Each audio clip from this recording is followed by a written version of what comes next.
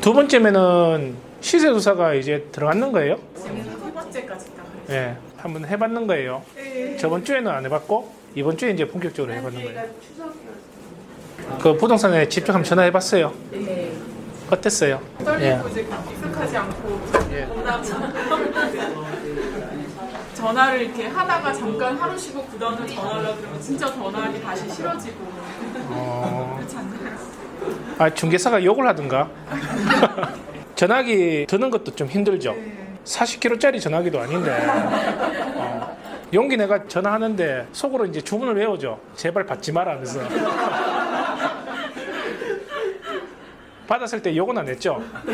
어떤 물건 찾으세요라고 했는데 그때부터 내 머릿속에 하얘져 버리거든요. 근데 이게 나쁜 게 아니에요. 잘못된 것도 아니고 원래 그런 거예요. 원래 다 그런 거예요. 처음 그렇게 내가 조사를 하다 보니까 이게 경험이 없다 보니까 좀 힘든 겁니다. 근데 이게 이제 여러 번 경험을 하다 보면은 어느 순간 부동산 사장하고 대화를 하면서 내가 주도를 하는 그런 시기가 오게 되죠. 근데 지금은 부동산이 묻는 질문에 내가 답하는 그런 수준밖에 안 되는 거예요. 왜냐하면 경험이 없기 때문에. 여러분들이 뭐 과제도 있겠지만 내가 살고 있는 이 아파트에 그냥 전화를 할 수도 있는 거예요. 그렇게 하면서 이제 좀 적응을 하셔야 되는 거예요. 저도 태어날 때부터 뭐 우리 어머니한테 이 아파트 괜찮은 것 같은데 이렇게 하지도 않았을 거란 말이에요. 저도 30년 동안 이 아파트가 어떤 입지인지 그런 것도 한 개도 몰랐어요. 이제 투자를 이제 하기 위해서 평생교육원이나 이런 학원들을 쫓아가 보니까 이거는 매일 이게 권리분석만 이렇게 가르쳐주고 시세조사는 안 가르쳐주는 거예요. 그냥 교수님한테 물어보면은 발품을 많이 팔아래. 그러니까 현장을 임장을 많이 가봐야지 된다고 이렇게 얘기를 하는 거예요. 그래 시킨 대로 했죠. 그런데 이 부동산 안에는 불이 켜져 있고 저쪽에 소장님인가 아니면 저 실장님인가 누군가는 있는 것 같은데 사람이 있는데 문이 안 열려. 네. 이게 문이 잠겨있는 것도 아닌데 문을 못 열겠더라고. 너무 떨려가지고 그 동네 또 몇 바퀴 이렇게 돌아보면서 다시 이제 마음 다잡고 가가지고 문을 열었죠. 그 사모님이 반가운 얼굴로 아유 어떻게 오셨어요? 라고 이렇게 물어보는 거예요. 그러면 집 좀 알아보러 왔습니다 라고 이렇게 얘기해야 되는데 혹시 우유 받을 생각 없습니까? 이렇게. 나도 모르게. 네. 그래서 이제 제가 좌절을 하고 그날 이제 해가 떨어질 때 동안 아무것도 못하고 그냥 아파트만 계속 구경하다가 내려왔는 옛날 옛적의 전설 같은 얘기가 있습니다. 네. 근데 거의 왔다 갔다 하던데 경비만 썼는 것만 해도 한 15만원에서 20만원 썼거든요. 한참 생각해보니까 내가 뭐하고 왔는 건지 그래서 고민을 많이 했죠. 그래서 생각했는 게 첫째를 뒤에 태우고 우리 사람 뒤에 태워가지고 그래 다시 서울로 올라갔어. 내년 3월 달에는 서울에 이제 발령 받을 거다. 애를 이제 안고 우리 사람 손잡고 부동산에 들어갔죠. 부동산 사장님이 어떻게 오셨어요? 아, 예, 제 한전 다니는데요. 되게 어설퍼. 그것도. 그냥 지르는 거야. 제가 한전 다니는데요. 목소리 들어봐서 알겠지만 나 대구에 사는데 서울에 이제 우리 가족들하고 발령받아 올 거거든요. 그래서 이쪽에 지금 집을 알아보고 있습니다. 기억도 나요. 은평구였어요, 그때가. 은평구에 빌라에 매물 나온 거 있으면은 소개 좀 시켜주세요. 그러니까 그다음부터 뭐 묻지를 않더라고. 애 안고 왔잖아요. 우리 집 사람 옆에 있잖아요. 저 한전 다닌다고 얘기했는데 그것도 의심스러울까봐 안 믿을까봐 명까지 이렇게 줬거든요. 캐릭터가 완벽하니까 알아서 이제 정보를 내한테 막 던져주더라고. 이 사람은 진짜 여기에 집이 필요해가지고 올 사람이구나. 그러니까 이제 어느 순간 이제 부동산에 문 열고 이렇게 하는 게 이제 가족 없이도 이제 되기 시작하는 거예요. 근데 조사를 그렇게 열심히 했는데 시세보다 매물이 나와 있는데도 계속 높게 이렇게 적어가지고 나를 폐찰시키는 거예요. 그때부터 고민되기 시작하더라고. 이건 내가 받지도 못할 물건을 내가 이렇게 발품을 팔아가지고 땅바닥에다가 돈을 버리면 될까? 그러니까 뭔가 이게 안 맞는 것 같은 거야, 이게 내가 하고 있는 행위가. 그래서 생각했던 게 내가 현장에 우리 애들하고 집사람하고 데리고 갔는 것처럼 그럼 전화로 이렇게 한다 그러면은 그런 모습을 목소리에서 담아내자 했던 게 캐릭터였단 말이에요.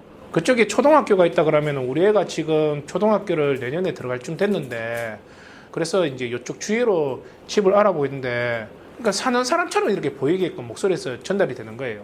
그렇게 해가지고 1차로 이제 걸러내는 겁니다.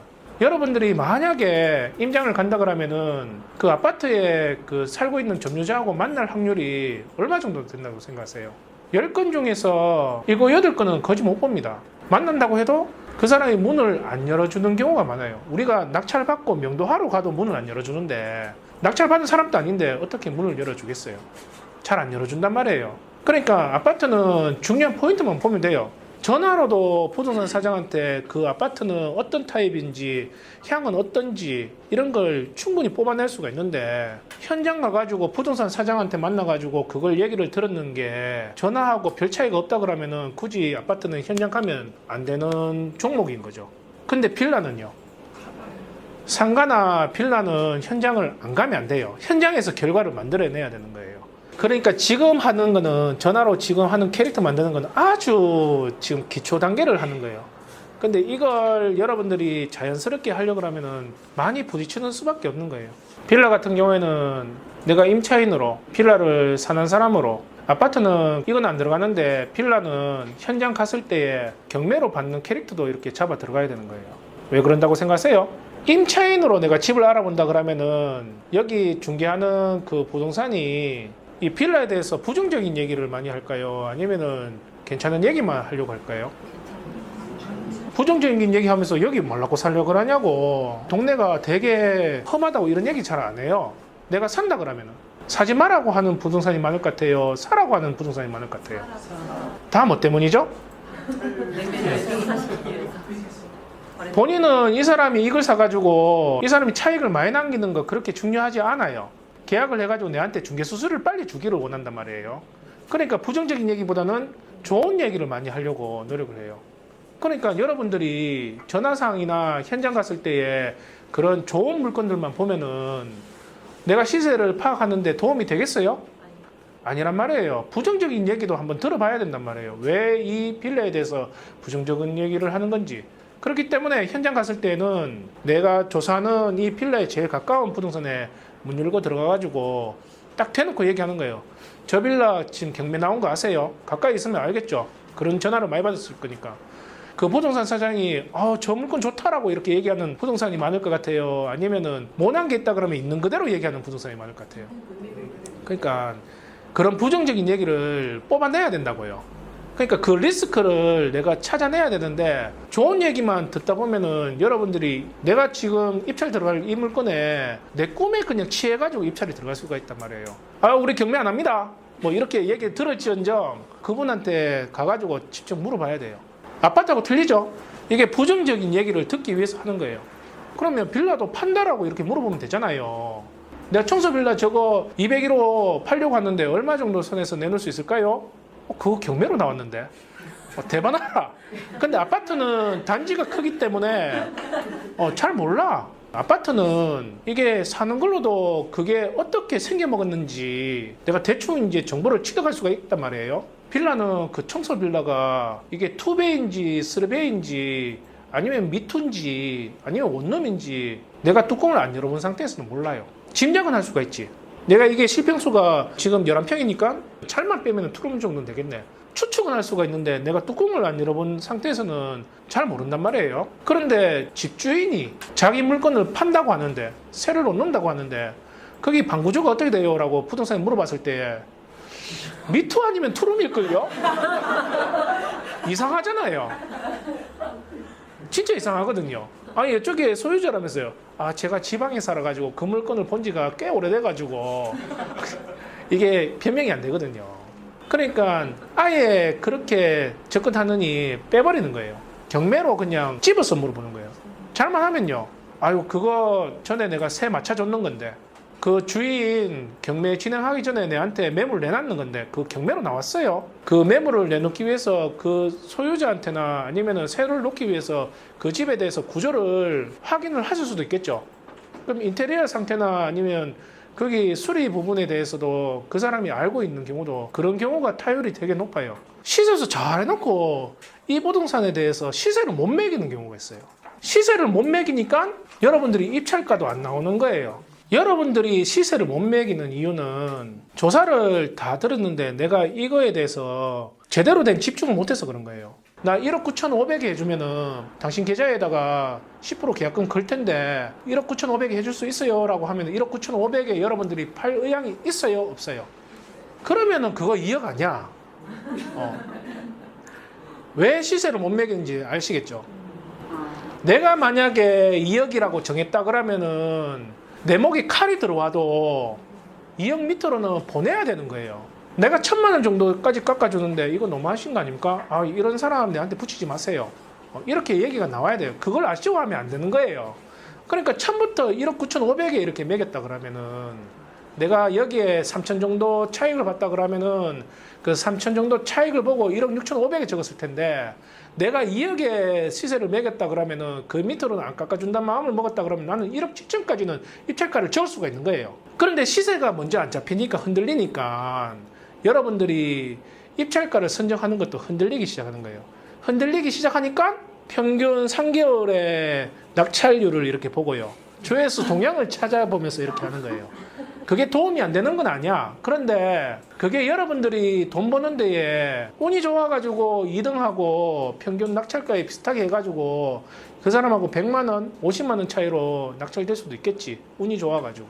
그런데 나는 여기에 3천만 원 시세 차익을 봤는데 2등이 내하고 1,000만 정도 차이 나. 내가 원했던 차익을 보고 들어갔는데도 1,000만 정도 2등하고 차이가 나니까 나는 한강에 가야 되는 거예요. 극단적으로 생각을 한다니까 안 할 것 같죠? 이게 그 사람이 경매나 공매를 3년, 5년, 10년을 계속 할 수 있느냐 없느냐가 나오는 거예요. 그러니까 시세조사가 첫 번째 단추는 맞지만 시세조사를 잘한다고 해가지고 시세를 잘 매기는 건 아니라니까. 시세를 잘 매겼다고 해가지고 입찰가가 또 나오는 게 아니에요. 입찰가를 선정하는 데까지는 기술적인 부분까지는 맞죠. 근데 내가 낙찰되는 거는 운을 바라야 되는 거예요. 어떤 놈이 들어올지 몰라. 운에 의해가지고 내가 낙찰이 되는 거지 기술로 해가지고 낙찰되는 건 아니라고요. 다만 내가 경매를 공매를 이렇게 많이 이렇게 입찰하다 보면은 이 감이 와요. 예를 들어 가지고 서울 같은 게 한번 이렇게 정책을 펼치잖아요. 그때 심리가 흔들린단 말이에요. 이때 한번 보수적으로 한번 던져보는 거예요. 이게 어느 정도 흐름이 지나가면 사람들이 또 면역이 생기거든요. 더 쉽게 얘기하자면은 포항에 지진이 났거든요. 그러면 우리는 포항으로 가요. 경주에 지진 났을 때도 우리는 갔었고 포항에 지진 났을 때도 우리는 갔단 말이에요. 그때 막 추워서 이렇게 왔어요. 근데 지금은요. 지금은 지진을 잊고 살아요. 그런 것처럼 이게 경험에 의해 가지고 이게 몇 번 사이클을 이렇게 돌다 보니까 아 이때쯤 되면은 사람들이 별로 안 들어오겠네. 지금 내가 여기에서 67%, 68%에 들어가는 거는 말도 안 되는 가격이지만 그래도 지금 최저가에서 몇백만 원만 한번 쳐가지고 툭툭 한번 던져봐야겠네. 그러다 보면은 뭐 내가 3개 들어갔는데 막 2개 되고 못해도 1개는 받아오고 그런단 말이에요. 그동안 겪었던 감에 의해 가지고 들어가는지 그것도 기술이 아니란 말이에요. 경험에 의해서 들어가는 거라고. 이 얘기를 하고 싶어가지고 되게 길게 얘기했는 거예요. 여기는 8억 5천짜리인 거예요. 내가 마음을 먹었기 때문에 9억에도 팔 수 있겠지. 근데 8억 5천 미터로는 안 팔 거란 말이에요. 그러니까 최소한은 내가 보수적으로 8억 5천짜리 상가로 이렇게 보고 이제 들어가는 거예요. 오늘 많이 힘들었죠? 시세사는 한 번 전화해가지고 끝나는 거 아니에요. 똑같은 부동산에 2번, 3번, 4번 또 이렇게 전화할 수 있는 거예요. 그 훈련을 또 나중에 저하고 또 하셔야 되고.